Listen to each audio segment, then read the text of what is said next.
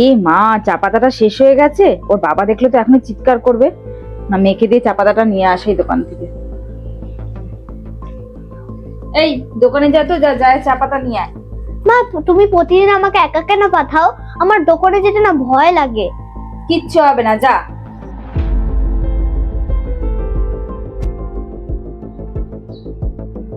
আজকের breaking news, 3 বছরের বাচ্চাকে ধর্ষণ করে মেরে ফেলা হয়েছে। পূজা, তুমি এক কাজ করো, তোমার মেয়েকে আটকাও তো। তুমি তোমার মেয়েকে কোথায় পাঠালে? আরে চা পাতা শেষ হয়ে গিয়েছে, ওই জন্য ওকে চা পাতা আনতে পাঠাচ্ছিলাম। তোমার মেয়ে যখন বলছিল যে ওর একা যেতে ভয় লাগে, তাহলে তুমি কেন পাঠালে ওকে? আর ও তো না যাওয়ার জন্য বাহানা করবেই।